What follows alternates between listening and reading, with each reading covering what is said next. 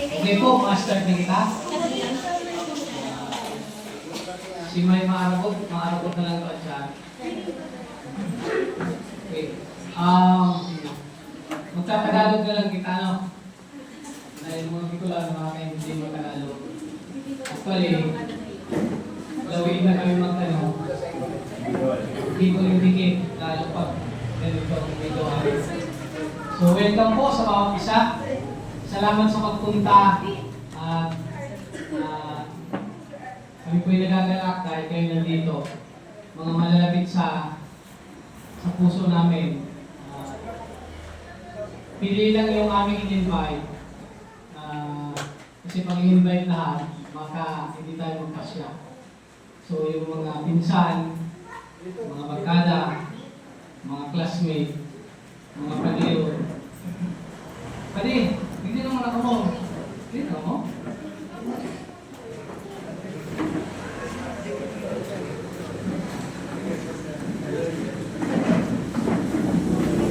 Okay. So, yung tawag ko pong aking magandang asawa.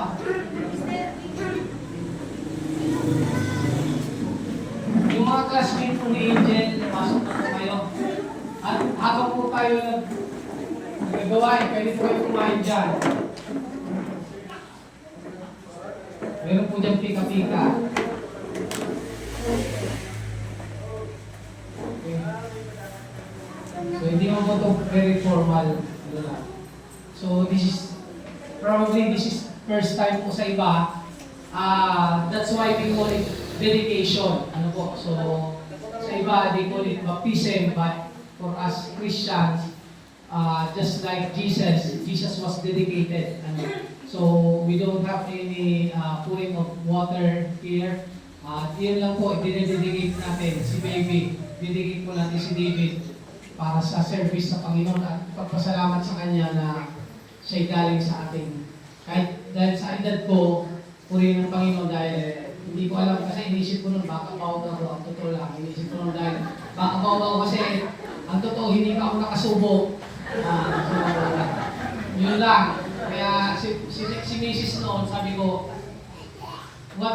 okay lang sa akin, hindi tayo magkaanak. Kasi ang nasa isip ko nga, baka bawag ako dahil hindi ko pa nga nasubukan. Wala pa ako nasubukan ibang ibang, yun na, alam niyo na yun. So, talagang inisip ko, baka bawag ako. So, sa akin, minayset ko na si Mrs. na, what if hindi kami magkaanak, sa akin okay lang. Ang importante, magkasama kami. Pero po rin ng Panginoon, binigay ng Diyos. So, yun. Kaya, sige po, tayo lahat muna tumayo. And let's open this delegation sa ating Panginoon. Let us pray. Hallelujah. Our Father, we thank you, Lord, sa pagkakataong ito. Kami po ay nagkatipon sa lugar na ito para i-dedicate ang regalong galing sa iyo, biyayang galing sa iyo, Panginoon. Lord, salamat sa buhay ng bawat isa na nandito ngayon.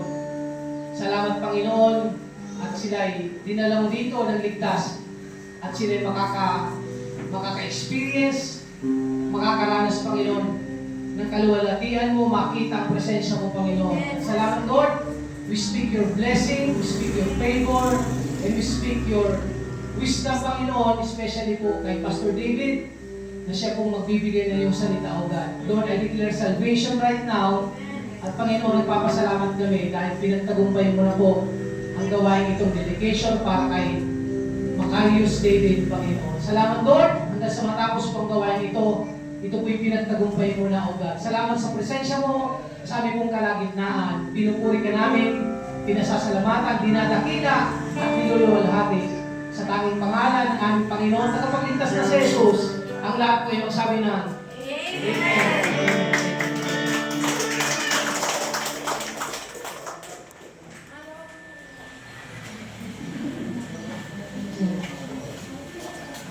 Okay po, isang pinagpalang umaga po sa mga ninong at ninang na aming pinakamamahal na anak. At sa umagang to, hindi po tayo nandito ng dahil lang kay David, kundi para saksihan ang kabutihan ng Diyos sa buhay po ng pamilya namin, lalo na sa buhay po ng aming anak. So, sama-sama po tayong awitan ng ating Panginoon sa umagang ito.